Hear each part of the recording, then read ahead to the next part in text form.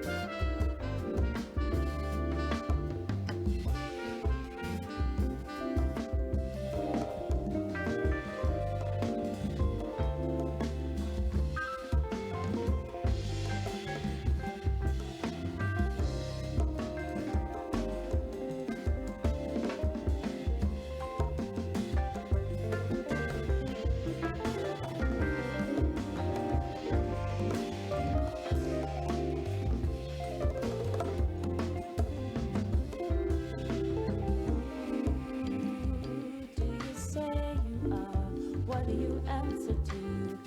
What do you call yourself? Do they agree with you?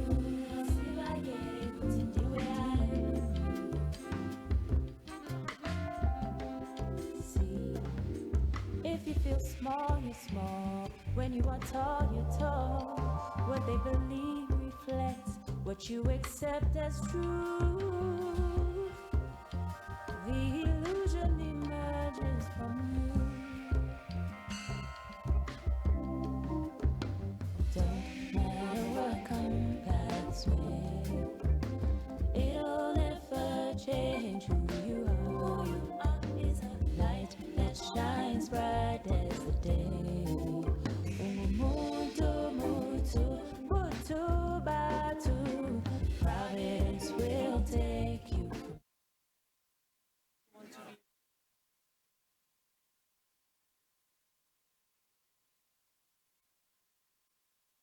Hello, yeah. Hi everyone, I think we're about ready to start. If you please take your seats.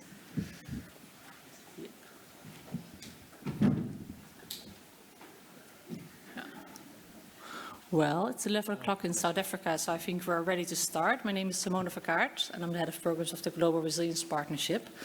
It's an honor to welcome you all today here to this very fancy session. I mean, recurrent monitoring, counterfactuals, and the power of panels. Wow, that's a title, and I didn't come up with it. I was actually away on a break, and my fellow coordinators colleagues came up with this title. So I was thinking, wow, that's a fancy title. We need a fancy format. So that's what we got for you today. We actually have a court-style inquisition for you today. It's not the Spanish Inquisition. Don't worry, no one will be harmed today. A court-style inquisition, which is a series of questions and answers, so basically a debate. And we'll focus on the perspectives of various evidence users and producers on the power of panel data, recurrent monitoring, and counterfactuals for resilience measurement and evidence. As I said, not the Spanish Inquisition, a debate, so just to be clear. And we've asked our various evidence producers and users to take a role today and to share, first of all, a bit about their experience in producing evidence. So we'll start here with Jansu from the World Bank, and she'll be presenting on high-frequency phone surveys. Then we'll move to Jill from Mercy Corps on recurrent monitoring systems. Then it's Luca, who's very nicely standing in for Marco, who wasn't able to be here today, sharing on lessons from various impact assessments with the RIMA measurement approach. And then we'll move over to the inquisitioners. And why are we calling this inquisitioners? Because I've asked the evidence producers to finish their presentation saying why their measurement approach is the best for generating evidence for people and households and resilience building. And our inquisitioners today will be in their role very, very well, I hope. Are George, providing a country perspective from Zimbabwe, then Ayan, providing a regional perspective from IGAD, and John from USAID. And then finally, my co-moderator, Nate, who will help bring us all together after the debate that we'll have, and to find some common ground on where we can agree and agree to disagree. So without further ado, I welcome Jian-Su to the stage. Thank you very much.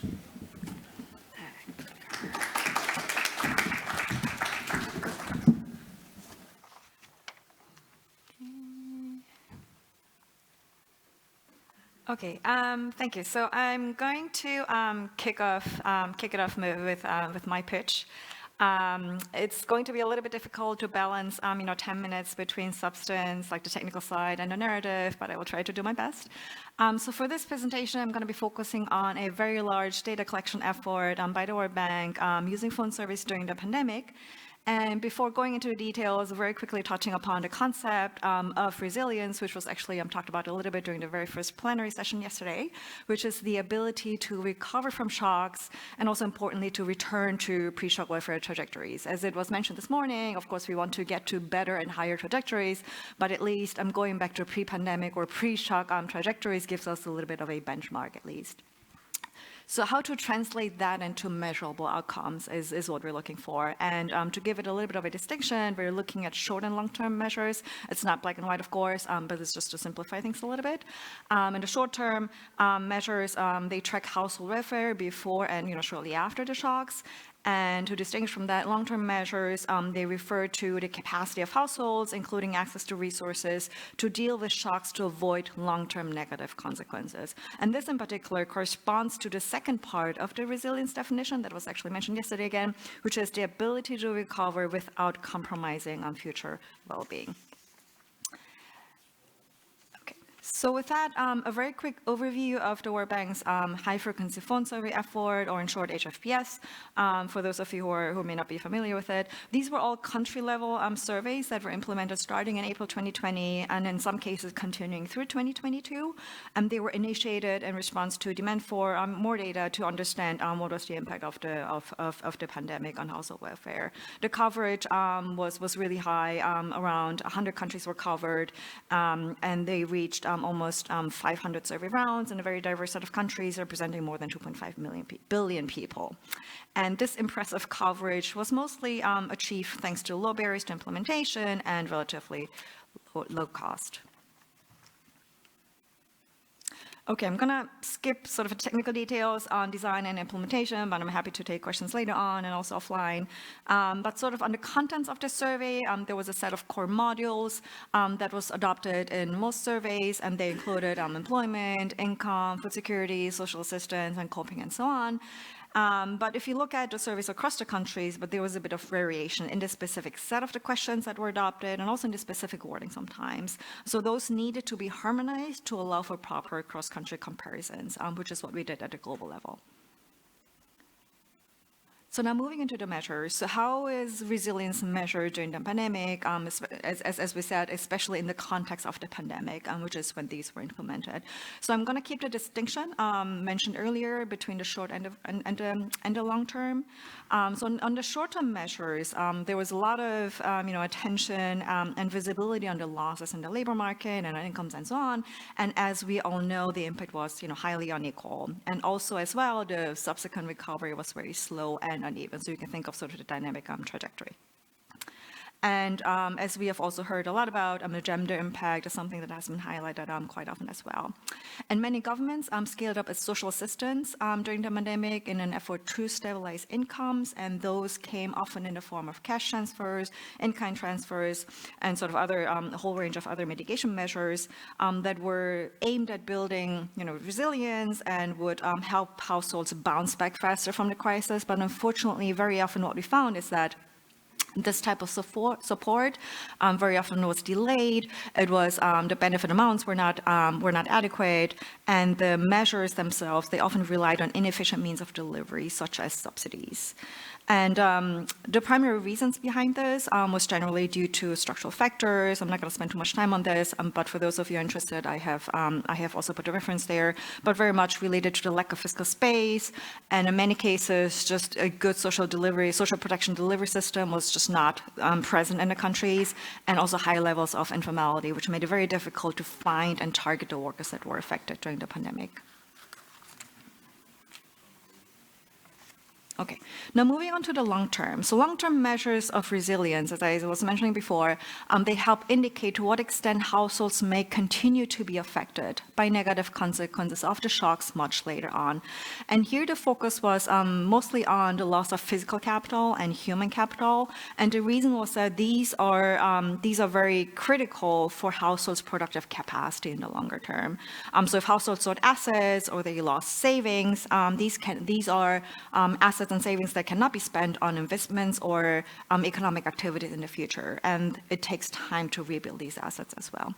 On human capital, lost learnings, there are already several studies out there that indicate that the learning losses are likely to lead to lost lifetime earnings as well as reduced social mobility in the longer term. And all of this has consequences and impacts on future well-being and future resilience. Very quickly, what were the results? One of the questions that were posed. Analytically, without this data, it would have been very difficult to tell the story of households during the pandemic, and in particular during this pandemic, because a lot of the regular standard household surveys, even the ongoing ones, they were suspended or they were delayed, and especially during the first 1 or 2 years of the pandemic. Operationally, some of these results have informed projects on the ground that were aimed at helping the crisis response and the recovery efforts. Now moving on to some of the challenges that we faced. Phone surveys are not perfect, especially one of the things that get mentioned very often is there are limits to its representativeness. Phone surveys only reach people that have phones, and people that don't have phones are not random people, in addition to some other sample biases. And also what we found actually a bit later on during the analytics phase is that it's very important to have a baseline metrics. If you think of the concept of resilience, you need to have a benchmark, you need to have a starting point basically. And that starting point was sometimes missing, most often on food security measures, like they ask about food security during the crisis, but they didn't have a good reference point for what the situation was before the crisis. When in a lot of, if you think about it, in a lot of the countries, and especially for the poorer households, a lot of them were probably food insecure even before the pandemic hit. And it was difficult to understand how much got it worse because of the pandemic or during the pandemic. So that was one thing. And in some cases, the baseline was a little bit imperfect. That was the case with labor market outcomes. If you didn't have a pre-pandemic labor market status, then, in many cases, the outcome was measured with a recall-based question, like were you working before the pandemic, which is not bad, but it's less than perfect than compared to having a proper standard baseline measure. And then again, phone surveys, they tend to be short, of course. You cannot ask pages and pages of questions. People will hang up on you. And if you want to properly capture changes over time, including, during crisis times when things may happen, very quickly and very rapidly, you want to have multiple data points with sufficient coverage across countries over time. But this coverage across time, it actually varied quite a bit across countries, probably due to, some kind of resource constraints and potentially other reasons as well. But that is one of the challenges that we faced once we had harmonized it into a global database. And then finally, if you want to do a cross-country or global analysis, there's value in maximizing ex-ante standardization. Of course, there's a little bit of trade-off always, but sometimes there's more value in having and starting out with a more standardized set of questions is another lesson that we seem to have learned. And now ending it with a pitch saying that phone surveys they are a great approach. They are certainly not the best, but they are a great approach. They're low cost, can be quickly deployed, especially when sampling frames are available, and there are many different ways that you can find one. You can use multiple sampling frames to cover different population groups. There's an example of Kenya. They use certain sampling frames to cover the national, the host population, and they use different sampling frames to also cover the refugee population, of which there are many in that country. You can maintain panels of households for frequent and repeated data collection. And some of the countries like Nigeria and Kenya, there's some, by now, pretty long-standing panels, and some pretty interesting insights have been produced with that data. And a couple more points. A cross-country database has really told a very compelling global story of resilience, or actually the lack thereof, during this unprecedented crisis. And the quality of the phone surveys, going back to one of the points that I was talking about early on, there are some issues when it comes to, again, they're not perfect. There are issues, limitations when it comes to their representativeness, and there's some other biases as well. But recent research seems to suggest that, especially when it comes to group-wise comparisons by gender and so on, they seem to be quite reliable still. And then final point here, the phone survey infrastructure, even when it was sort of conceived during the pandemic, and in some cases they have already been repurposed, so they can be adapted for other purposes over time. And some examples that I've listed here include in Ethiopia, where they were used to monitor the impact of locust invasions, and also to monitor the impact of the coup in Myanmar. And I will end on that note. Thank you so much. Thank you so much. That was amazing, and really kind of you to give some ammunition to the inquisitioners. Maybe they're all a little, anxious, but that was too kind. Jill, over to you.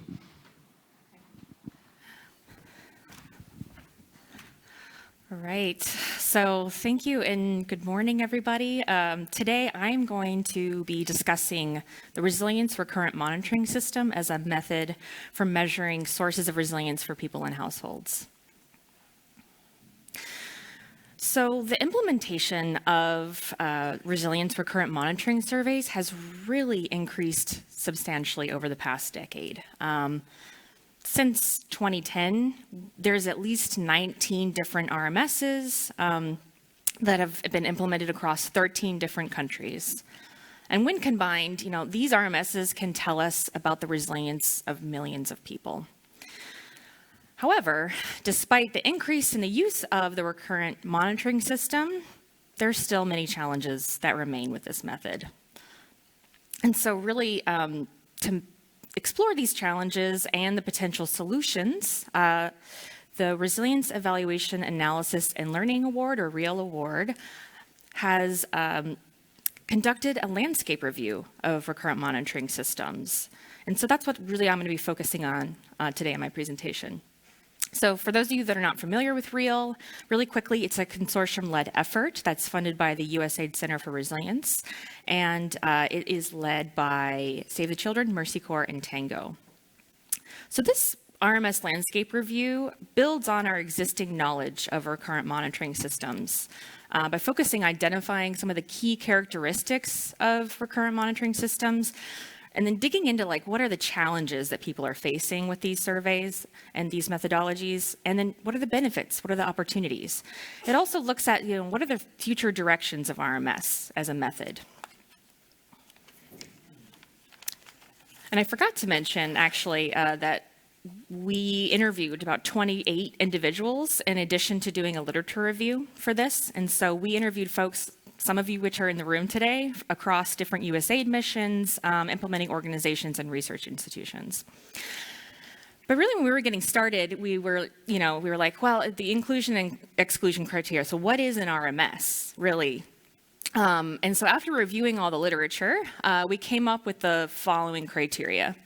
And so a recurrent monitoring system really is it's a longitudinal monitoring system that collects either quantitative or qualitative data on key resilience indicators. So at a very minimum, RMSs need to collect data on shocks and stresses, resilience capacities, well-being outcomes. And it needs to do this at least 3 different times. So it can't just be like a baseline inline sort of thing. It needs to happen at least 3 times, most often more than 3 times, among populations that are participating in some way in humanitarian development and or peace-building interventions. And so these interventions can occur within individual programs, or they can happen in like a portfolio of programs. And finally, there was a criteria I didn't put up here because it's not always true, but most often recurrent monitoring systems collect data from the same households over time, so using a panel approach. And so based on our review, we also found that RMSs typically are focusing on one or more of the following objectives. So around 84% of the RMSs that we reviewed are trying to understand the resilience dynamics in their context in some way. So most often, testing hypotheses of a resilience theory of change. Around 2/3 were trying to understand whether the resilience interventions that they're investing in, like how is this contributing to the improved resilience capacities and well-being outcomes. About 1/3 focused on informing activity design, implementation, and or monitoring systems, so it had a real clear adaptive management focus for the recurrent monitoring system. And then finally, around 1 out of 6 was trying to inform some kind of new theory or measurement approach. So a question I often get asked when I talk about recurrent monitoring systems, like, how is it different than what I'm already doing? You know, how is it different from typical program monitoring? And I see it being different in 3 key ways. So firstly, it's different because of what it's focusing on. I know you can't read those tiny words there, but in you think about a resilience theory of change, you have your interventions, households accessing interventions, and so that they can access and use resilience capacities to address specific shocks and stresses and achieve well-being in the long term. That's really what it's focusing on measuring, right? Typical program monitoring kind of sits more at that lower level, kind of focusing more on that intervention monitoring. So it's not really looking at the full picture oftentimes. It's not really the purpose. It's also different because of when you collect the data. So RMS data can be initiated maybe when a shock event happens. So it can be triggered by something like perhaps a flooding event. It also, you can collect your data at different times of the year, maybe seasonal periods where there's lots of different shocks and stresses that are co-occurring at the same time. And so maybe like during some kind of lean season. And then finally, RMSs can be initiated or aligned more maybe with the program cycle or maybe to align with reporting periods. So the main difference with regular program monitoring is they only really consider the reporting period criteria. They're only kind of thinking about the program cycle, or they're doing it within a reporting period. They don't really consider shocks and stresses when they're thinking about when they collect the data. So finally, RMSs are different because of how and why they collect the data. And so we've talked a lot about this like messy resilience story we're trying to tell, right? And I think RMSs help to give us that evidence because they're looking at how households are accessing and using, this is supposed to be the shock, resilience capacities over time to achieve well-being. And it looks different for different people. So we're really trying to understand that complex picture and tell that complex story through data, you know, which is kind of different purpose than a typical monitoring system. All right, and so because it's so complex, right, it does require quite a big investment in time and resources. And so the RMS landscape review was really trying to understand like what motivates people to invest in these systems. So where do they perceive the benefit?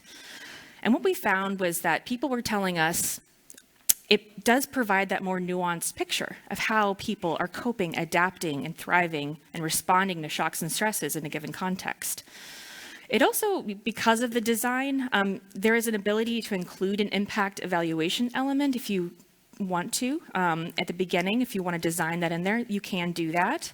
And really, again, that's trying to get at that objective of trying to contribute your investments to improvements in outcomes. People also talked about how RMSs kind of fill in the information gaps that happen between the baseline, the midline, and inline. Lots of things happen, right? Typical program monitoring is a snapshot in time, but RMSs allow you to kind of see that trajectory. So it's filling in the information gaps for people. People also talked about how RMSs improve their relationship with their donor or the local government. I think because they're more complex, they had to really involve these stakeholders more in the design, implementation, and dissemination of the results. And so the benefit was really summarized quite well by one of our respondents who said, if done right, RMS can add a lot of value. It's important to understand how people are reacting to shocks in the moment, the extent to which these decisions are facilitated by our programs, and if our programs are helping people to be more resilient. We need to be able to move quickly and be flexible with the RMS. But as I mentioned, there are many challenges still associated with this method. So most respondents talk to, a challenge around setting clear objectives at the beginning that all stakeholders can agree on. So getting everyone on the same page about what this RMS is and is not going to do. There was a lot of challenges around identifying the correct sampling strategy. So a strategy that allows you to both meet your objectives of your recurrent monitoring system, but also allows you to generalize to the right population, and figuring this all out in the beginning. Super difficult. There's also quite a lot of frustrations with kind of the timeliness of RMS results, or the lack of it. So lots of delays in data collection, analysis, and dissemination, given the complex nature of the data, given how much the data is collecting. I think this was summarized really nicely by one respondent who said, my understanding was that RMS is fast, and I was surprised at how not fast they were. I love that quote. And then finally, there was a challenge around the packaging of results to promote learning and decision making. So if you have such complex information, how do you really package that for different audiences to facilitate that learning and decision making? And so at its core, or at the end of the day, the RMS landscape review really sought to measure whether RMSs are living up to their potential as a methodology to measure sources of resilience for people and households. And so, despite all the challenges, I was pleasantly surprised by the majority of people we interviewed really did say, yes, despite the challenges, it's still worth the investment. And I think it's because people see those benefits that I already talked about, and they also see kind of that there is the ability to use this data to really inform their program implementation, learning, and design. And this was really emphasized by one of our respondents who says the benefit outweighs the cost here. There's a huge benefit to be gained from an RMS. There are advantages to all types of approaches, but RMS sits in the middle. An RMS doesn't suffer from exaggeration or over collection of data. It helps to improve responses to shocks through the findings. And so the future of RMS method will need to focus on using some innovative solutions to meet the challenges that still remain. So one solution that we are testing out is the use of an RMS decision tree tool to help guide those key decisions that you need to make at the beginning of the design process. And also, we really need to invest in automating data collection and analysis to improve that timeliness element of RMSs. And so if you want to read the full report, you can, there's a QR code postcard, I think, that was passed out on your table. So you can download it. We also have another resource on recurrent monitoring systems that was published by REAL a few years ago. All right, thank you so much. Thank you, Jill. That was amazing. Again, some ammunition for the Inquisitioners, but I think you left some, so perhaps, let's see. Now over to Luca. Sorry. You can sit or stand, as you please. No, I'll stay there, no problem.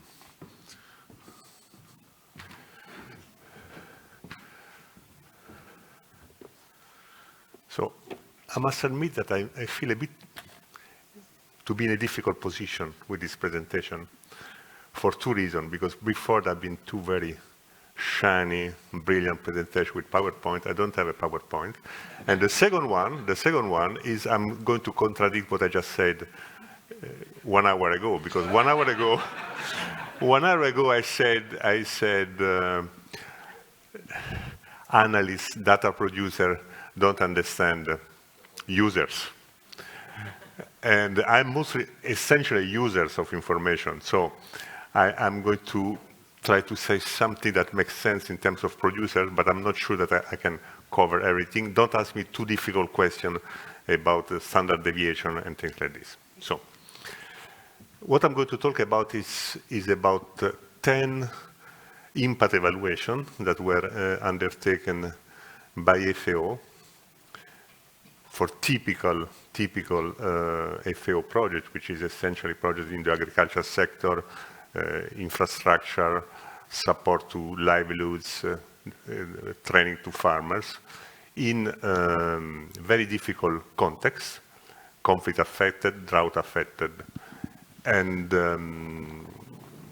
for this impact evaluation, we use RIMA.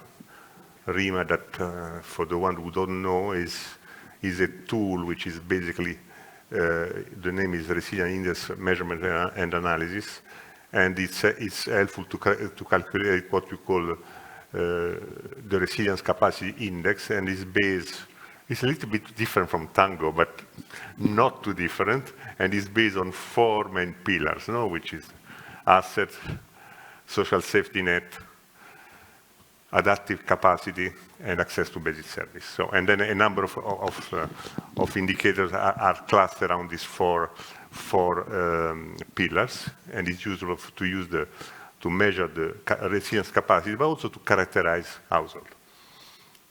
One very important innovation that we introduced into RIMA a couple of years ago is what we call shiny RIMA, because before it was really super complicated. From the moment you collect the data and the moment you came with your resilience index, and then with the resilience index, what do I do with the resilience index? It might take months, no? And now we have what is the shiny RIMA, which essentially is a web-based Excel table. It's a web-based Excel table. You just enter the data that are being collected, which are normally LSMS data. For impact evaluation, you look at the theory of change that the project was behind the project, and with this web page, you can just calculate your resilience index in a few minutes and generate tables and so on. This has, as far as the FAO is concerned, has generated dramatic change in terms of the reports which have been used and been produced, because now it's much easier.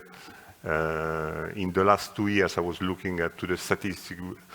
There were at least 43 countries which were covered with some RIMA analysis done locally by colleagues. Now, coming to the 10 projects, I'm not going to speak about all of them, but maybe about 3 of them, which are a bit different in terms of context and so on. So,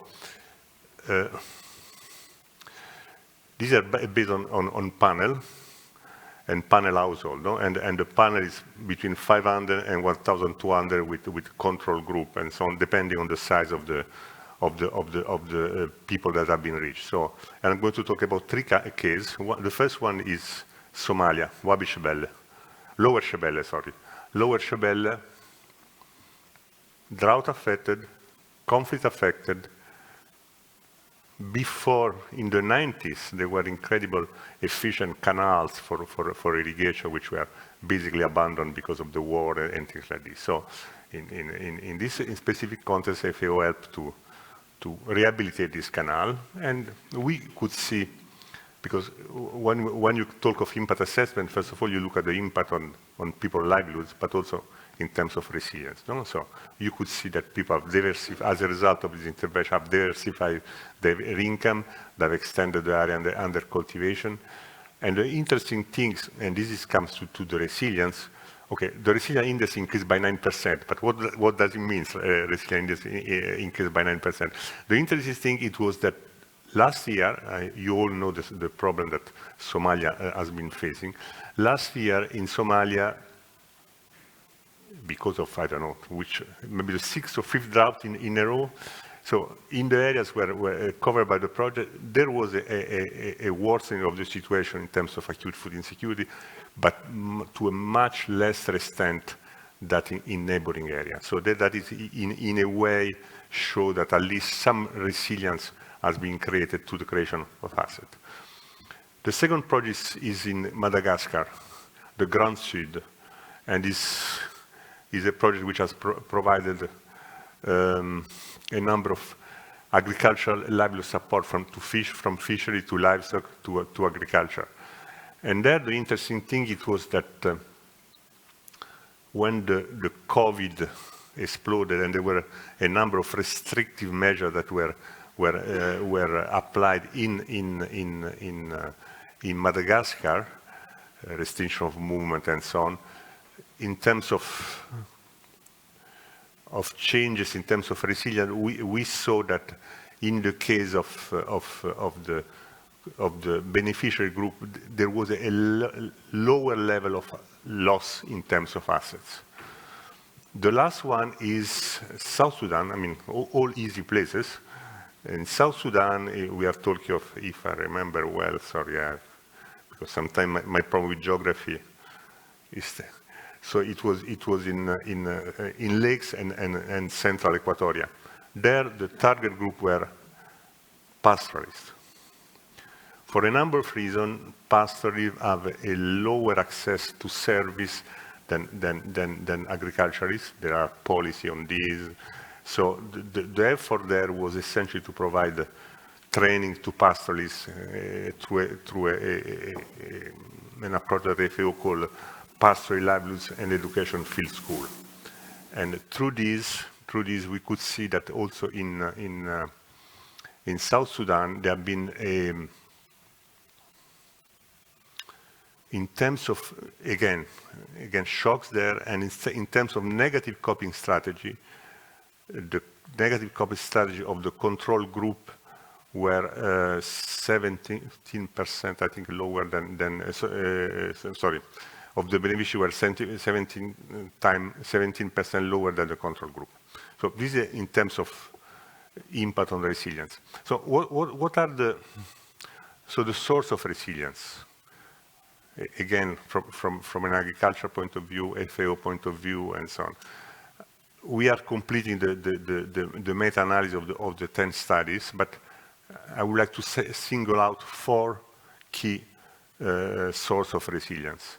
The first one is knowledge. Knowledge, we see that is fundamental and has much to do with the adaptive capacity. Knowledge helps to be resilient. The second one is all the investment on agricultural infrastructure, very important in order to sustain and build assets. The third one is the support in diversification of crops and production. This is again something that does, in our view, contribute to building the resilience of farmers. And the last one is the strength of local organization. That's another element that is coming out quite clearly out of this 10 impact assessment. I will stop here. Thank you very much. Maybe why RIMA is the best. One more thing. Oh, why RIMA is the best? No, but on this I have to contradict the moderator, because I'm not going to say that RIMA is the best, because what I've heard and that, for instance, the issues of recurrent monitoring is, to me, is absolutely fantastic and super interesting, like the use of a telephone survey and things like this, because one of the problems of this type of service that are in person, takes time, takes cost, and so. But why RIMA is the best, or at least some of the advantage of RIMA, I would say by the number I've said. When I say there are 42 countries in which we are using RIMA because of the shiny RIMA, so it's a relatively simple tool that can help, can be implemented also by, let's say, country office without much of specific training. That is something that is important. And the other one, but I think that is also common to others, it helps you a bit to understand a little bit what are the source of resilience. I will stop here. But there is no best tool. I know, but we're here, a bit of showmanship. But thanks so much, Luca. Some applause. Yeah. Josh, do you want to stay here or do you want to come? Okay, yeah. You can all choose. The first inquisitioner. Padam.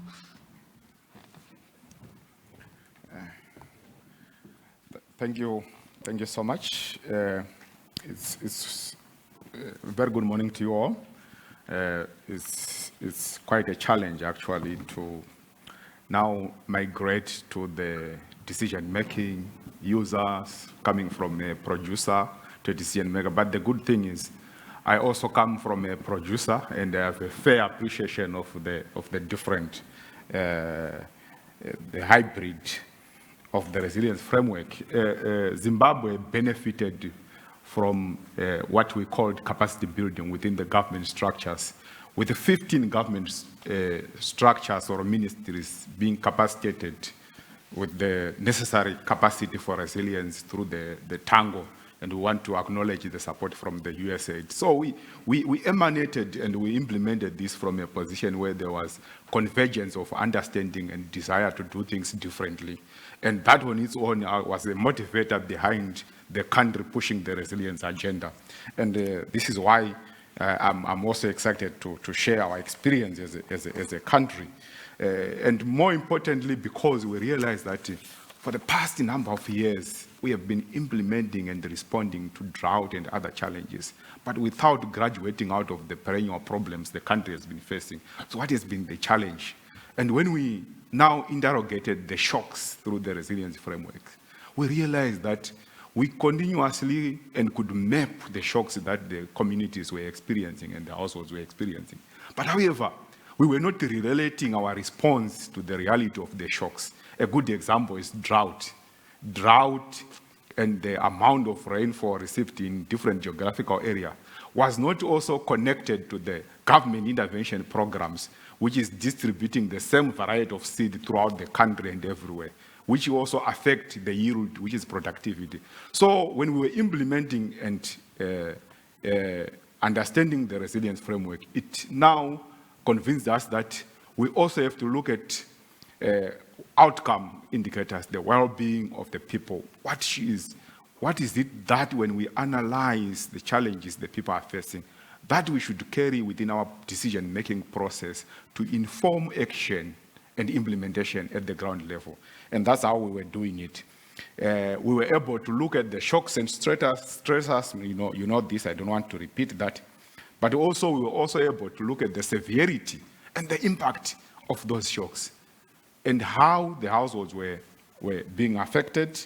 We also were able to identify within the analytical framework the household which were going to be able to participate and respond. So we would cluster them in terms of coming up with the strategies to respond to the challenges they are facing. So we also implemented that. So based on the knowledge, we had to now engage with the decision makers. And let me also emphasize that within the SADC region, we have what you call a multi-sectorial structure, which is called Vulnerability Assessment Committee, whose purpose is to look at people's vulnerability in terms of their livelihood and inform decision makers and contribute to action within the region and also within our country. And it connects with policymakers and political structures for the benefit of the household. So that on its own is a structure that facilitated the quick adaptation and appreciation of the resilience framework within our government decision-making. And when you look at Zimbabwe, for those who are following the country, you would realize of late that there has been a change of programs, moving away from popularity implementation of programs to programs that benefit the people. Based on the resilience and the shocks I've talked about, we were coming from an economy which had inflation as a shock, drought as a shock, and also the recently health-related shocks. And we had to now use the knowledge we were gaining from the analysis to now make decisions. And what were the decisions we made? First of all, we had to promote the diversification of interventions. For those who were affected by drought, let's change the livelihood incomes. Let's change the livelihood options and improve in terms of diversification. What are the opportunities that exist within the community? And to what extent can the community benefit from their surroundings within the opportunities of their geographical area? So we promoted diversification. And in other areas, we also went for livestock promotion, the acaricide. For those with livestock, how do we promote increase? Because in our country, livestock is a form of wealth, and you can use it in the future when you are hit by a shock. You can dispose it to also promote access because it brings up quick money. So we had to promote that, not only from those who own livestock, but also from creation of work opportunities for those even who don't work, who don't own livestock. So that on its own also influenced our decision-making. Risk, disaster reduction strategies. We also realized that so many times we always move people from lower area to upper areas. And it seems we were just ready to do that. and we didn't want to come up with sustainable solution. So we had to permanently migrate people to better off and less risky areas as part of our disaster. And also, one of the common issues that has also started to be positive results is also the bonding and social capital, which we also realize that within the analytical and promotion of our understanding of resilience, when we promote social capital, you begin to see increase in remittances going around the households and moving up. And we were implementing policies that resulted in the reduction of tax for money that is going through remittances, reducing it from 5% to 1%, because we are saying we are beginning to see the benefits of social capital to an extent that people are now beginning to move money to their relatives. And in that aspect, let's reduce the tax component. So we were making decisions because we had also the benefit of being in the generation of information, analysis, and also influencing decision. And we were able to do that. We also continued with access to financial services, which was also part of the components we needed. And more importantly, we also reviewed the government policies and policy implementation and development. And we realized that some of the policies we were putting in place were working against the solutions we were promoting. For example, you know, when you want to sell your livestock, you are overtaxed. What is it? Is it necessary? And why should you spend part of your money to dispose or to benefit from your asset that you would have created? So we also had to relook at that. And for the districts that were implementing these programs, we also saw 3 of our districts actually changing a number of their local policies to promote and harness our desire to see that. And as if we knew the future was going to come, we saw a situation where we were continuously attacked by the same shocks, disasters, but our ability to withstand the shocks were far much better. And currently, you know, we had the currency crisis in our country, but the purchasing power has continued going up because people had prepared, people had now diversified, people now were accumulating assets which they can convert into a value of that day's purchasing power. So we are also excited that we were able to use this framework and made the necessary decision. But however, we did not ignore the reality of the natural shocks and hazards, and we came up with the crisis modifier. And the purpose of the crisis modifier was to ensure that as much as we are promoting resilience in the household, there are some shocks beyond and we had not anticipated that would also affect certain households. And we don't want them to take longer before they graduate out of that. And we don't want them to start now expanding and spending what they were accumulating for the betterment of their future. So we had to provide the short-term humanitarian intervention within the crisis modifier to ensure that we continue with the big picture of building people's sustainable livelihood in the future. And when you look at our current pronouncement, we have gone through this program to go into a saying that the people and the community should be masters of their destiny. I submit. Thank you so much, George. That's wonderful. No question at the moment, but maybe we'll park them for later. First over to Ayan. You can... Yeah. Thank you.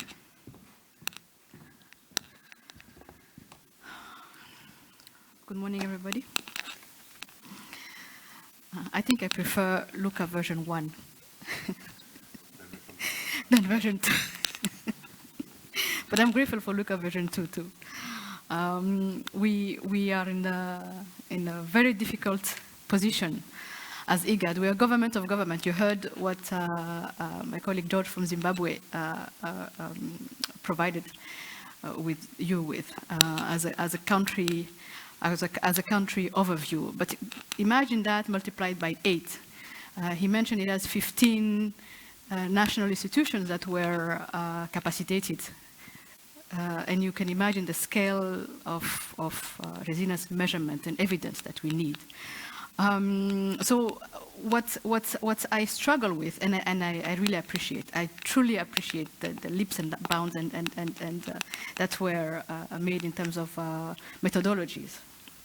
across the various institutions that are with me here. But, and Corina said we shouldn't say but, and in addition to that, I have, what I struggle with is basically, can any of those methodology, when and where you've applied to, did it take into consideration mobile population? Because most of our constituents, if not all of our constituents, cross border regardless of the season and the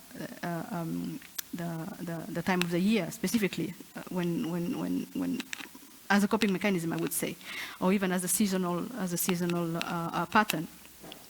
The question that I have for you, and I have a set of questions, what shocks are we talking about? I mean, and the challenge and the fear of false narrative that you mentioned earlier today, Luca, when we're talking about the fact that conflict leads to food insecurity, but which shocks are we talking about? Are you talking about, and what are you trying to address? Are you trying to measure the resilience of communities and how food secure they are, or how safe and secure they are in terms of security? So, what evidence are you? How can you? What's the narrative behind all that evidence that you are generating? The other question that I have is we talked about the level of data that is available, and well, that's a reality. We operate in an area of the globe that have challenge in terms of data availability, in terms of technology. I mean, you've mentioned, Jill, that phones, or was it you, Jon, that phones were, some of the households didn't have access to phones and etc. But does that to say that we cannot apply the methodology? Does it mean that, and let me start with maybe a counterfactual, does it mean that the impact of drought, and I'm sure you all know that the IGAD region, if I can situate it for you, it's Djibouti, we're talking about Djibouti, Ethiopia, Kenya, Somalia, Sudan, South Sudan, and Uganda, so countries that are really faced with an array and varieties of shocks from slow onset drought to floods to conflict. Sudan and Tigray is the last example of conflict that now definitely has risk that is now crossing borders, and the compounding impact of each of those. So as a counterfactual, let me ask you, the 6 failed seasons of drought that started in the middle of COVID have contributed to a huge amount of loss in terms of livestock. We're talking about some 4 million livestock, cattle, sheep, and etc. that really perished because of drought. And the economic value of that translates into $2 billion US. That amount is literally equivalent to the amount of regional investment we've put in resilience. Are we saying that resilience is not working? Are we saying that the communities are less resilient because I mean they can't cope with the shocks? What exactly is the narrative behind that? But our perspective is they were resilient. Resilience works because of the amount of resilience investment that we've put and put into these communities. They were able to sustain the first drought, but mind you, we're talking about not a recurrent at this point, but an everlasting drought. So how can we capture that into the resilience measurement capacity, well, into those methodologies? How can you make sure that we capture not the frequency anymore? Because we're not talking about every 5 years, we're talking about seasonal drought at this point, within a 3-month period of time. The other thing I would like to hear from you is how can you make sure that the evidence you produce and the evidence I receive from you allows me to design not resilience program only at household, but some program that allows the community to have access to a resilience market system, for example, have a resilience food system, have resilience infrastructure, because we're talking about, and I only mentioned 8 countries, a diverse institution across each country, but we're also talking about 8 different priority areas. We're talking about natural resources, human capital. So which resilience investment should I focus on? Can any of your methodology pinpoint that's okay? If you make change here, tier of change, then it will trickle down and it will all get better. Because at the end of the day, when I meet John in our global partner meetings and say, okay, well, evidence, IGAD, where and how and why and why not. So I mean, I appreciate, again, I really appreciate how you moved from household evidence, or I'm not sure how household surveys should I say, but I want that data aggregated at a regional level while being disaggregated at country level. So that's my challenge to you. That's the position, the difficult position that I'm at. I want to be able to make decisions and allow my countries to have access to better. And mind you, the resources that we're talking about in investment, these are not grants, these are loans. So when at the end of the day, a country comes to me and says, okay, we took loans to implement those activities, meaning I will still have to repay back. But my communities, are they any better? So yeah, I will stop there. Thank you so much, Ayan. A true inquisitioner. Yes, very good. I'll allow maybe quick, or do you want to go and then we'll take all the questions? I think maybe one round of responses and then handing over to John. Okay? Yeah? Great. So I think there was something on cross-border movements for Luca maybe. How do you cope with that? How do we capture the system? And maybe how do we deal with counterfactuals for either one of you? Who wants to go first? Well, what she said is what I was saying, Luca 1. And she put on the table the issues that policymaker and at regional level is even more complicated are facing every day. Because I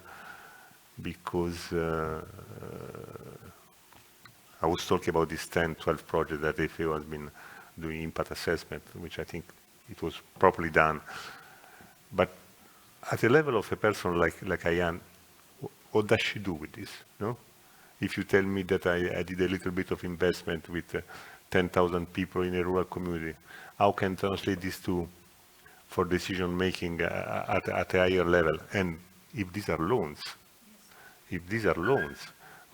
what kind of evidence IGAD has to present to different ministers of finance or ministers of agriculture? So this is what, when I was saying this morning, that most probably we don't get fully the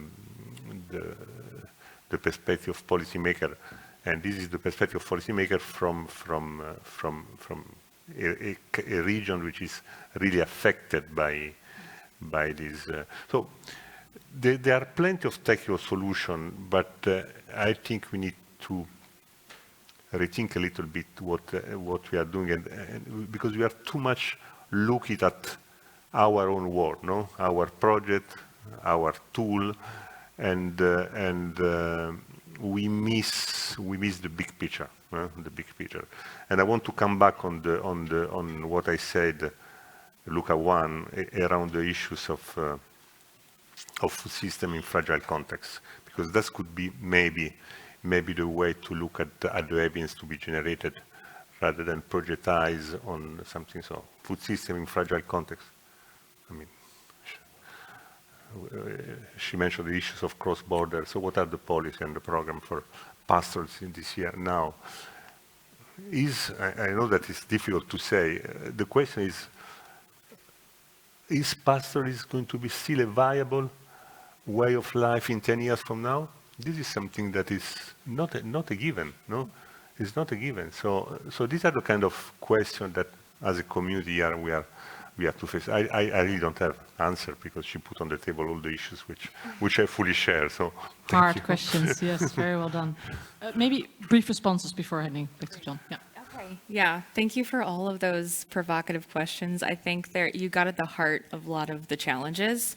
So In relation to how, specifically I'll speak to the recurrent monitoring system approach and how can it inform resilience at the system level. One of the big challenges personally that I face when designing these is when you have a program or a portfolio of programs that intervene through system actors, but then you're then expected to demonstrate results at, a community level or a household or individual level, but it's indirect. And so how do you demonstrate that? Oftentimes we're not just asked to demonstrate it at the system, it's about both. Like, how do you show that your system approach is actually affecting people? That is a tough one.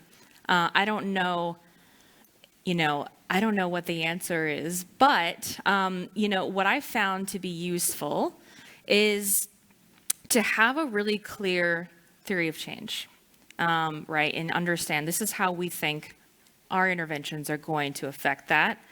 You have your data you collect. Again, recurrent monitoring systems, it's not just quantitative. We want to really include qualitative. And you can really get at kind of these more squishy or system level. You can interview other people in the system besides just the household through your qualitative. And we've done a lot of work with sense making. And I know we've used that term in this conference, but what we've done is we have our results. We summarize them in a way that's an easy format for people to understand. We have centering questions. Maybe this is one of the centering questions. So how are our approaches improving the resilience of systems? And then we come together as a program and we really try to answer that through the data. So we try to understand what is the data telling us first. We want to understand that. And then why is it telling us that? Why is it saying something different than what we thought from our resilience theory of change? And then so what? What's the action? And trying to connect the dots in that way. And it's a little bit more of a qualitative process, but I find that you can't, these really difficult questions in these really difficult contexts, like no survey is going to tell you that. But I think if you know in the beginning what your objective is and you're clear and you have the time and you've been able to come together as a group, you can kind of try to answer that together, but using the data to try to answer that question. It's the best I can do. Thank you. Very, very good response. John?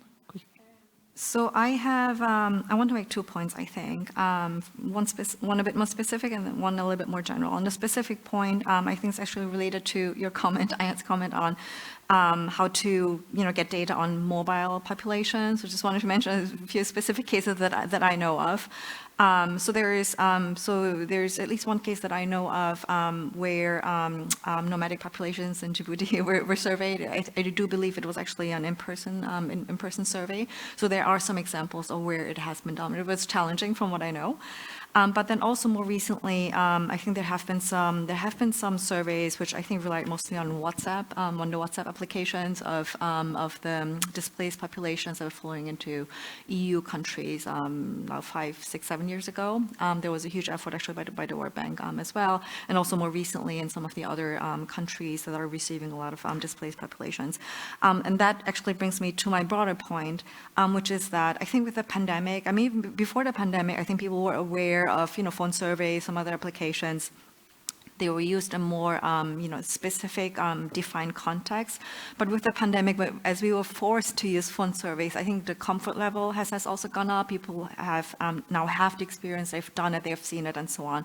So one thing is that people are more familiar with with data collection results coming out of phone surveys. But more generally, I think there's a lot of learning. So one thing is that a lot of learning is coming out of this experience more generally, but also not just phone surveys. There are many different types of phone surveys as well. There's CATI, there's WhatsApp, there's text-based phone service and so on. So they're very different modalities. But also when it comes to online surveys, and of course, granted, the internet-using population is of course very low. I mean, it's the more you go to poorer countries, of course, there is a big limitation there. But there are a lot of innovations happening when it comes to sort of the other alternative modalities that could be relied on when compared to sort of the standard in-face service that take a long time to take off the ground, that are very expensive, and so on and so forth. They are very nice for certain purposes when we want to do, standard welfare measurement, we want to measure how many poor people are in the country and so on. So these are still needed, but in the interim, there are many other of these alternative types of surveys that can be used for, different purposes. So this is all to say that there's no one size fits all, and it really depends on the purpose, and there are many different modalities that are being explored these days. Thanks so much. Yeah, there's no false dichotomy, or there are false dichotomies. There's no one size fits all, right or wrong. John, do you want to stay there? That's fine. Yeah, I want to just sit here. Thank you. I have kind of two points to make. As a representative of USAID, kind of a major donor, I don't know that I represent USAID writ large, but I can speak from where I sit. And what I am is a middleman, or I'm part of a team of middle people that are charged with kind of taking in the evidence from this mass of people, in a sense, and crystallizing it into nuggets of truth that are compelling, that are unassailable, and that are relevant to our mission, perhaps just in RFS, that can be used to convince our front office and those above that our investments in resilience are worth it, right? That's our job. And, so success for these investments, that the people and the communities and the systems we support are somehow better off because of our investments than those who didn't get them, and that we saved money. It was cost-effective humanitarian assistance averted and otherwise. And so if that's my job, I'm not doing it well. And maybe it's because I'm kind of not the sharpest knife in the drawer, but it could also be because of the evidence that I'm receiving and reviewing is it's not easy to pull out those nuggets of truth. Kind of vast, interesting analyses of context and trends, etc., but not answering these questions. And I would say that it's not just USAID that faces this reality. Probably every major donor needs this kind of information. It may sound unrealistic, but it's where we are. Samantha Power does not have time to read 8 REMA reports. Life is too short. So what could people like me pull out of those that are going to convince her of these needs? So that'll be kind of the question back to you of how can your products better fulfill that need? Because I think it's unavoidable and necessary. The second thing, and it might be related, I'll just tell a quick story from previous life, kind of an advisor to a program, startup. And in one of our resilience-focused countries, I won't name names, but it was a program strategy that's typical for how we're doing things now, particularly with poor communities.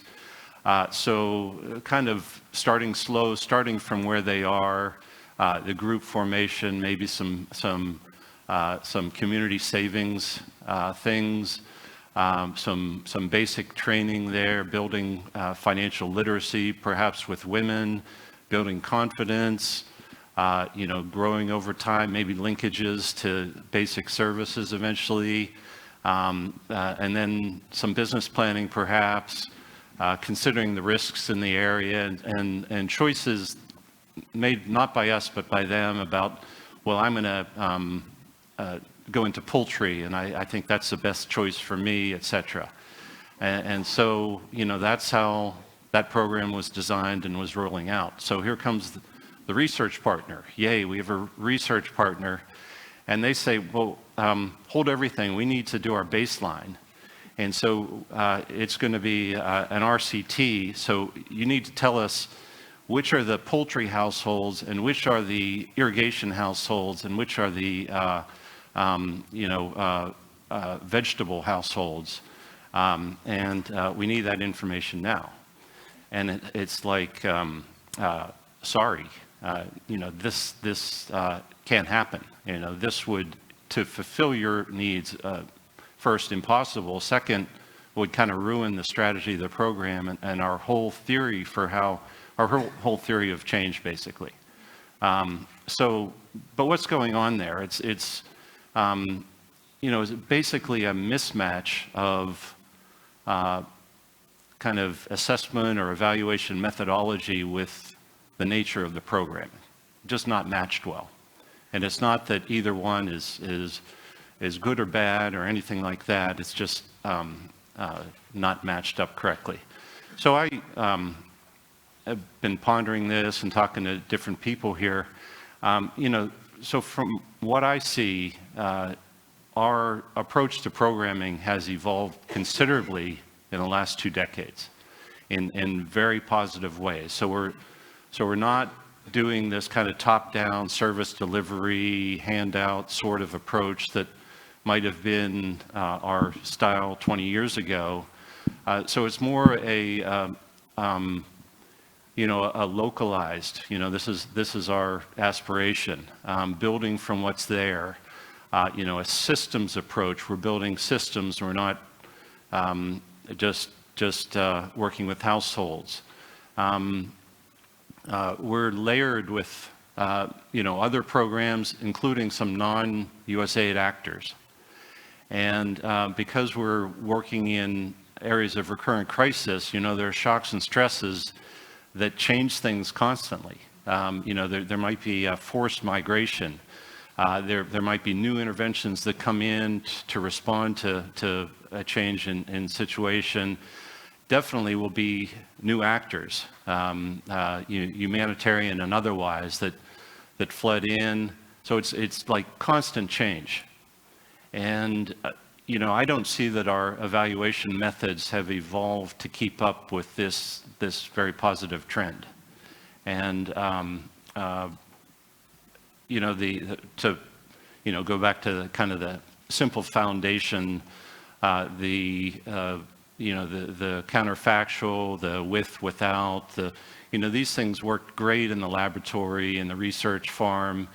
In this extremely dynamic, extremely messy world that we're programming in, we need to think some more, and we need to think again. So I've shared this thought with people, from researchers, and they, well, no, John, we can do that. There are methods, and my response would be, let's see it, because we're not seeing it yet. So thanks. Thank you, John. Yeah, a big round of applause for all of our panelists here today. I think we can go to the last and final slide. I think we can open it up to the public now, and Nate will help me co-moderate now. Yeah, sure. So I get this privileged role of providing the sweet balm to bring us all back together after these controversial takes from some of our panelists here. But before we do that, I'd like to stay in this moment of tension and ask some of you to provide some of your questions that came up during this. So, I'll also be providing a remote MC role, passing out the mic. So if you wouldn't mind just, raising your hand, and I'll come to you as I see you.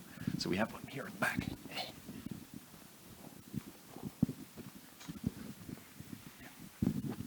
Yeah, thanks. This has been a really, really excellent panel. I really appreciated all the presentations. But I just wanted to note a tension that I see arising, especially with the comments that John just made.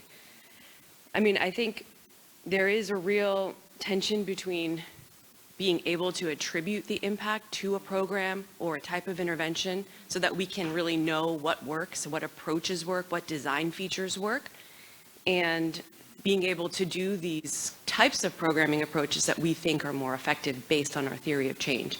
So I don't know how we resolve that, because I think there needs to be some sort of trade-off there, and the tension is there. And then to get at the regional or the country or the system level is even more challenging.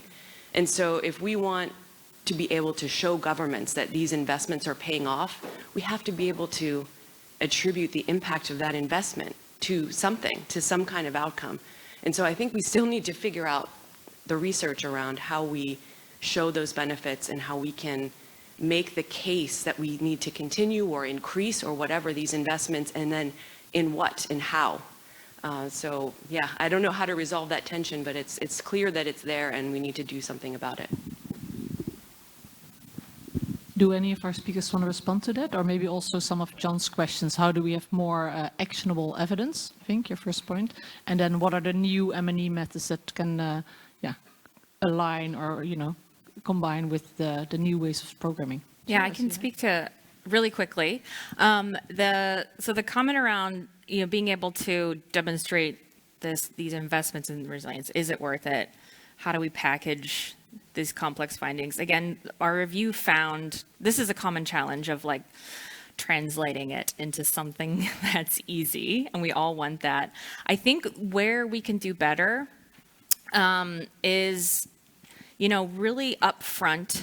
The research uptake, what it requires is that for you to understand who your audiences are, who are your stakeholders, what are their motivations, how can you influence them, how do you want them to use the data, and thinking about that at the very beginning. I'm going to say that maybe the REMA designers didn't have you in mind when they were designing it, but maybe they should have, or maybe, in the future when we're coming together, especially if you're involved in an RMS, to kind of, have that be one of the explicit objectives. Because it's not in the objective, it's not a fit for purpose. Maybe it's not going to fill that.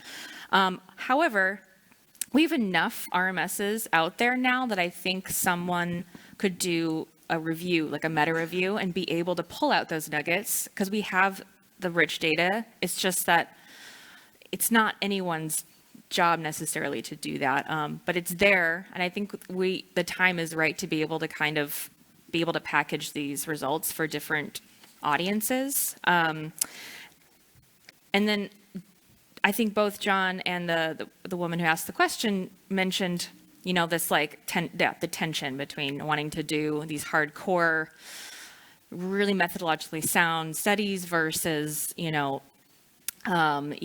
what's good enough, I guess, is the question, and what evidence is good enough to be able to make decisions. And you have to sort of ask yourself that. And again, I'm going to keep repeating myself, but it comes back to the objective. So the objective for this program you're talking about, I think maybe the RCT approach didn't match, or maybe you didn't even define the objective. They just full steam ahead went into like, let's do an RCT. And I think that's one mistake we make. And so really trying to set that objective up front, it needs to be fit for purpose. Thanks. Thank you. And I think also often M&E people or impact assessments specialists expect donors to want the most robust method or a method to be applied. So I think, John, having you say that like we want fit for purpose methods is very helpful today. Jansu?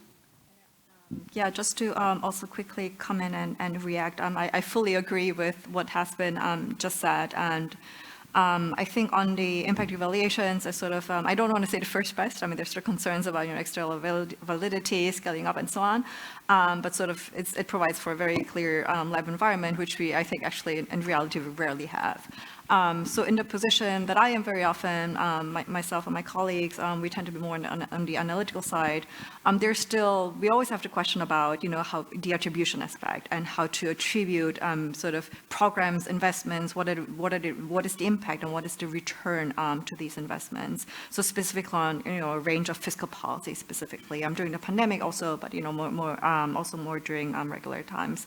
Like, for example, one of the issues that we've been thinking of, and all this to say that we're trying to think of second best or third best solutions even, and the lack of, better solutions, is, for example, investments in water or energy-related infrastructure. It's basically, thinking about how we can free up women's time, because we talk all the time about, the burden on women's time when it comes to childcare, when it comes to all these household chores, but all what it ends up being is it's all a burden on women's time.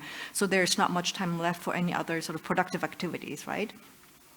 And all of that, and a lot of this comes from, of course, there's childcare, but also, when you don't have a fridge, you have to cook all the time. And when it's a warm weather, it means you have to, cook for every meal. You don't have a washer, you have to, do it all with your hands. You have to go and collect firewood to fire all these activities and so on. So all that is a burden. So if I were in that position, I couldn't think of having, in addition to that, another full-time job, basically, right?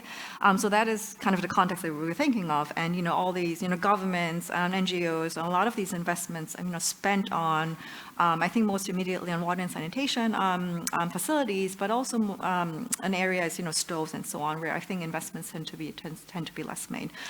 So in the absence of having a randomized experiment, we're thinking of, as I said, a second or third best solution is when we have cross sections or even if panel data, if you see there's, at some point an investment that is being made locally even, I guess it would have to be a local investment. How can we think of, tracking how women spend their time, before and after is maybe an example. But all this to say, I think we have to just come up with, alternative solutions when the perfect solution is very difficult to come by. Thank you. Just a reflection on this discussion and John's problem. It seems to me that we shouldn't abandon mixed methods approaches to this sort of question that you need an answer to. Surveys can help, baseline surveys and follow-up surveys, and panel surveys particularly can help where you track the same individuals or households, and this can be at any level, at a project level, at a regional level, at a national level. I think what's missing here is perhaps two things in response to your problem, John. One is some qualitative analysis. So, we talk about mixed methods, but the qualitative analysis is often quite a small portion of what gets done. And, without going into experimental investment in experimental evidence, which is often very, very difficult, if you combine a good survey process with very good qualitative analysis, you can begin to attribute. And what I'm talking about is gaining stories out of the qualitative analysis, which help you see the causal relationships and complement the correlations that you can get out of the surveys. But you do need to invest in the qualitative side. And you need medium N samples for your qualitative work. It's not good enough to go out and collect 10 stories from different people, whether or not they're part of your panel survey. You need to be talking in terms of tens of stories, probably hundreds of stories, depending on the scale of the work that you're doing. And the stories then, you can even do a little bit of numerical analysis, although, there are lots of debates about the value of that. But if you get lots of people telling you the same sort of story about the link between a particular intervention or a particular piece of advice that they've had and an outcome, it begins to increase your confidence in that story, that set of stories and that intervention. So you can, through the qualitative work that you do to complement the surveys, you can get at the causes and the reasons. And in terms of things changing, I'm very, very glad to hear that USAID is going back to what in the 1980s and 1990s was called the process approach to development, advocated by people like Corton and others in the States. And this was where you don't design something, fully at the beginning. You allow a process of design to take place, which can be consultative, can evolve over a period of time. You perhaps give, an early phase of a project or intervention a year or even 2 years before you evolve it to its final shape. And even then, because things change, as you pointed out, suddenly people are displaced or whatever, you need to build in an adaptive element to your program design. And I guess in terms of tracking that, in terms of looking at the effects of the changes that you're making along the way, you need a process approach to monitoring as well. So I think monitoring is probably, and again, this can be qualitative as well as quantitative. You need to have some very good monitoring in place and high quality, high capacity monitors, if you like, who can go out and do this stuff. Thanks. I think we'll take a few questions, Nate, right? Because we are almost at time. We have 8 more minutes. And maybe if people who speak can introduce themselves and their organizations. And then I think we'll collect a few more and then have some responses. And short questions. Oh, short questions, yeah. This is Tulika from Mathematica. Just a couple of observations, one on this system level piece, and just wanted to put out a method that we use a lot when you're having national level impacts is interrupted time series, where you're tracking the time trend over long periods of time and seeing what happens at the time of intervention. But I was also pondering over this piece about what the purpose is for measuring resilience. And I wonder if we are at a place where in certain geographies we have to think about resilience measurement the same way we have measured poverty, where we're trying to really sort of say, what are the overall poverty estimates, how many people are below poverty, and have we progressed and made these areas resilient or not? And I've really been thinking a lot about that, because if we focus on certain well-being outcomes, say it's yields, stability of yields, there are possibilities of combining remote sensing data and combining data systems that countries collect in very, very detailed scale to perhaps create an evidence base around that. And so related to that are just a couple of questions. One was in the RMS, to what extent do you need to sample to make sure that you have enough observations with and without the conflict? Because to really get a sense of resilience across the two is important, just because of the problems with before and after. And the second question to you, Dr. Kim, is about the observation that, education and a couple of other metrics that you mentioned were more long-term determinants of resilience. But sort of coming at this resilience literature a little bit more recently, and we're looking at the similar concepts being asked by the health sector, resilient to morbidity, mortality, resilience to being able to attend school. So well-being for a child may be very much determined by the ability to go to school. Well-being for a household that's above food security level may be determined by morbidity and mortality, which is going to be quite relevant in the climate adaptation perspective. So just those questions. Thank you, Tulika. Let's take one. Let's call it there, because we have just a couple minutes each, I think, for each of you. So maybe we start with you, John. We had a lovely set of observations and comments from the gentleman over there about qualitative. I think there was a range of things, but maybe you could speak to the qualitative part of that and the importance of those studies. Yeah, well, just briefly to agree with the comments that came back, I think the mixed methods surveys are the ones that we've seen are much more satisfying. When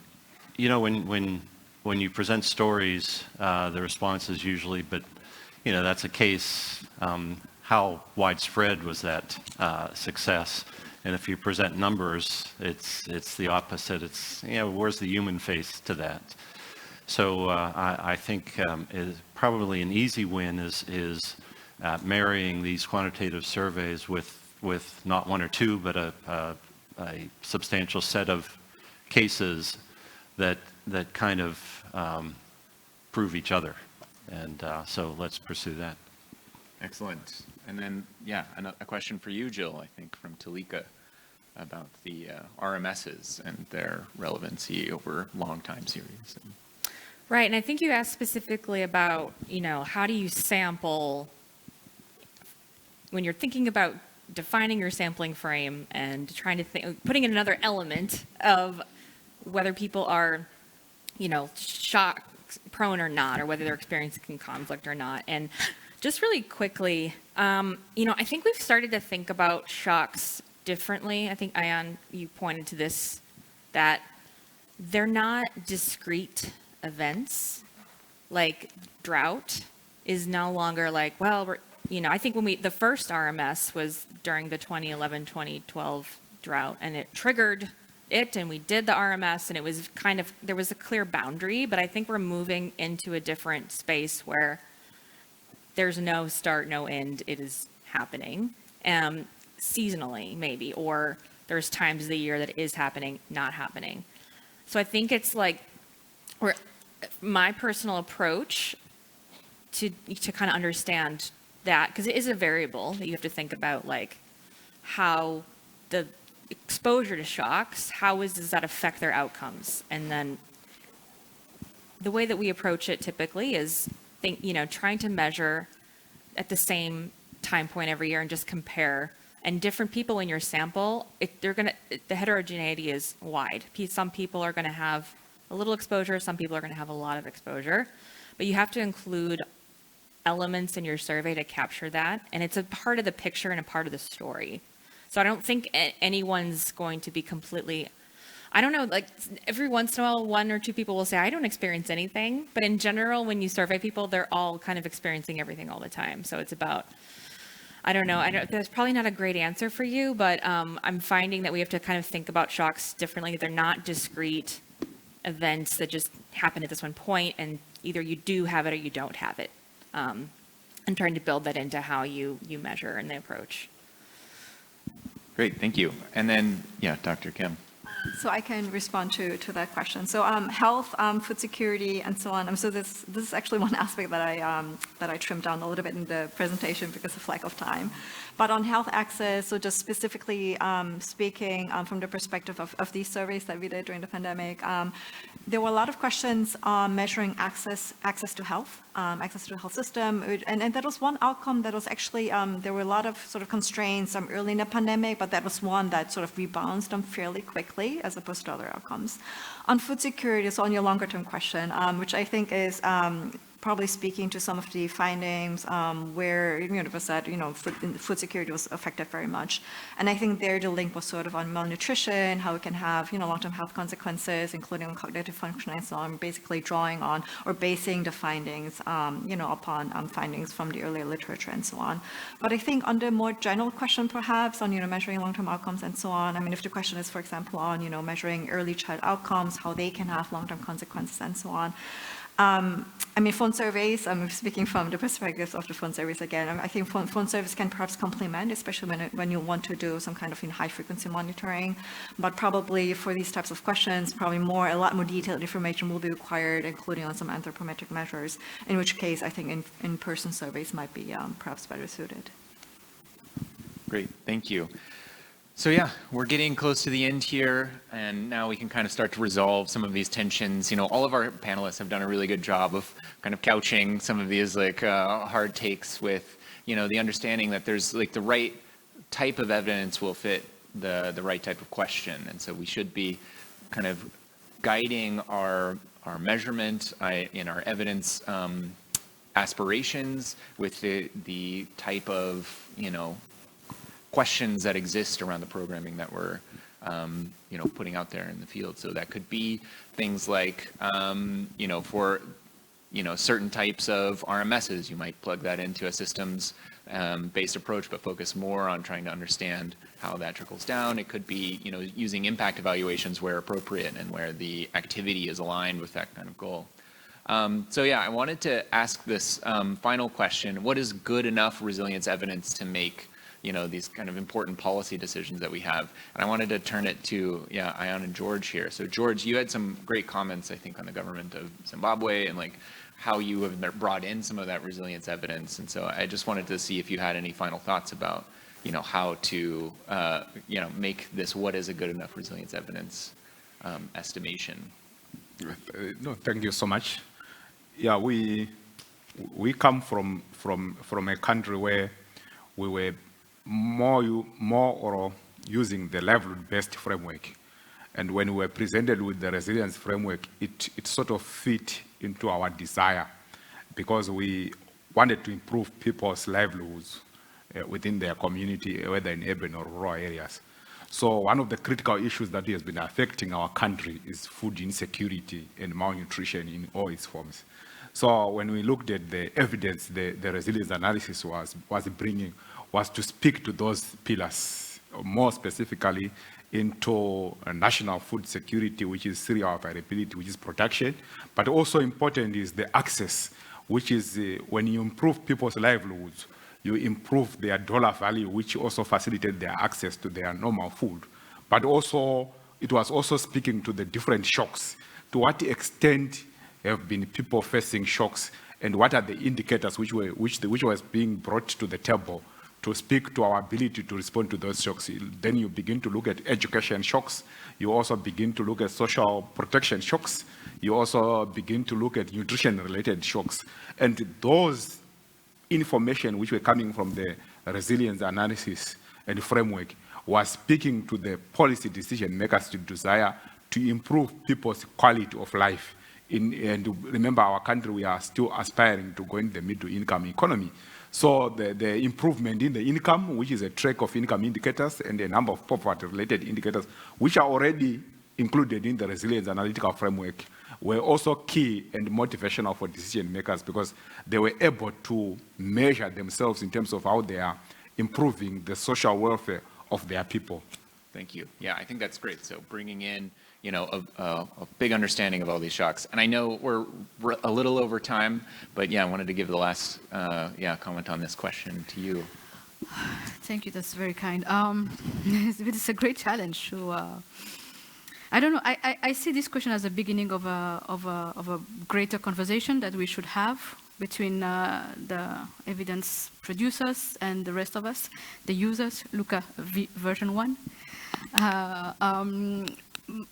Let me start with this analogy. I mean, the lady there mentioned about the poverty index, and when we were starting to review the MDGs, transitioning towards the SDGs, one of the analyses and the evidence showed that, you know, how can we better measure poverty? So a great suggestion was to lower the 1.25 and says, okay, but is that a solution? And evidently no.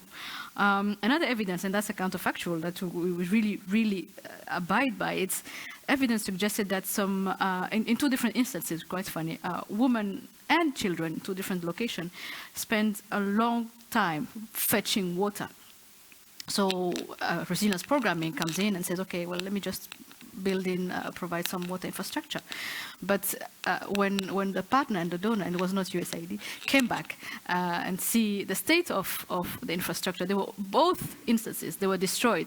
So then comes the qualitative aspect of it, where you try to understand why was this not a good enough investment, and the rationale behind why it was destroyed every single time is because the women take that time to go long distances as a social event. So it is. If you bring it closer, they don't have that time away from husband and children, which is quite good. Now, for the children one, why parents will send children away is for the parents to have their time, you know, in a household where everybody lives under the same roof. So these are the two counterfactuals, and why it is important to have both of us at the table. The other thing I would like to mention is circumstances have changed. Evidently, the purpose of why we do resilience has changed. We find ourselves, and Jill mentioned, in a time where, and the Ukraine, seriously, the Ukraine crisis has proven that we are very much interlinked. You have a global crisis that has happened far away in Europe, but that has literally exacerbated a food crisis that was happening in the Horn. So how can we make sure that the evidence we produce is fit for that kind of perma-crisis purpose? And as much as you have given solution to John will then later on come back to me and says, okay, this is what I need.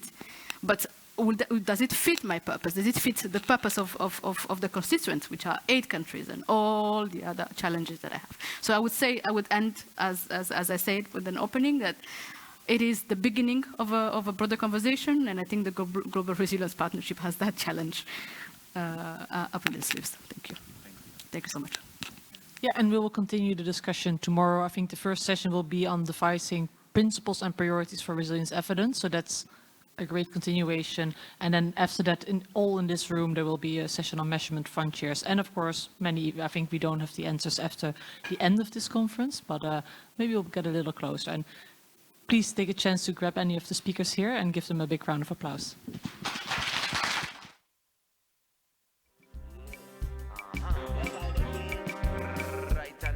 lunch.